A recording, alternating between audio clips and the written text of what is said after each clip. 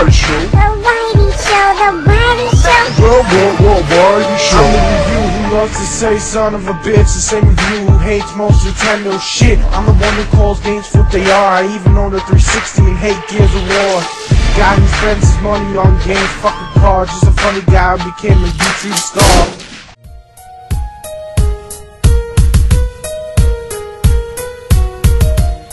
Well, the story's basically this character Ruby is hired to do stuff such as kill people, get stuff back, and so on.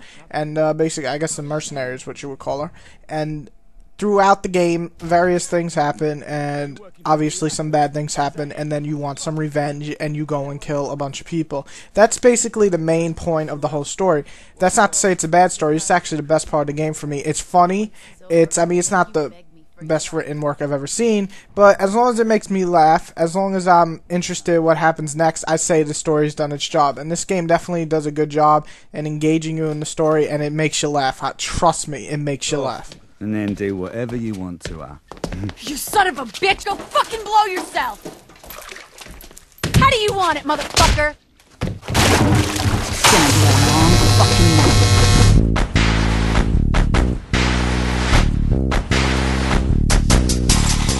The graphics are split for me. First of all, the design is really cool. I love the design of Ruby. She just looks very different than most of the stereotypical half-naked chicks in video games.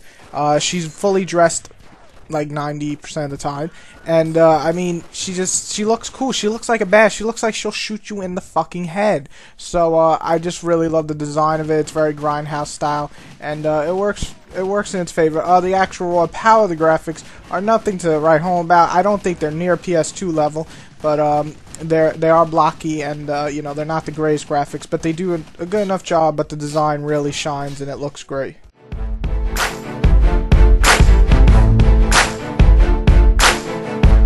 This game kind of surprised me. From the demo, I didn't get this.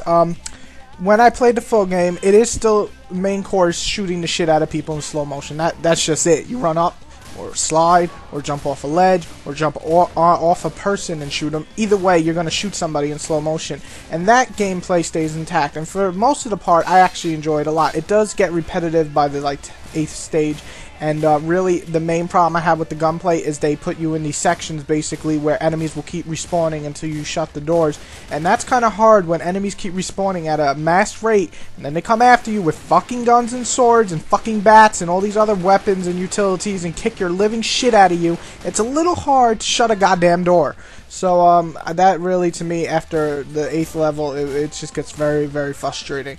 The other part of this game is the platforming. I didn't really think it was going to be such a big part of the gameplay, but it actually is. You actually platform a lot in this game. I'm not saying Uncharted or Tomb Raider level, but you do a lot of jumping off walls and climbing on ceilings and you know, all the platforming elements in this game.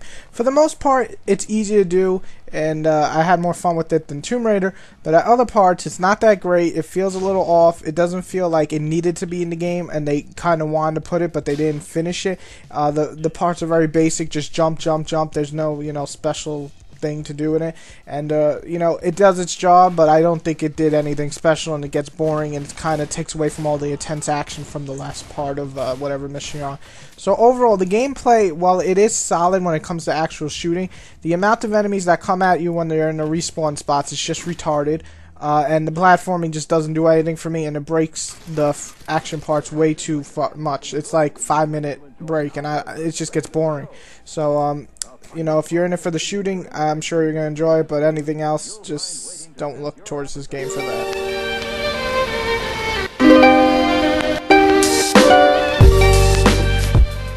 The enjoyment section is pretty bad as well. In terms of enjoyment such as length, the game is about 6 hours.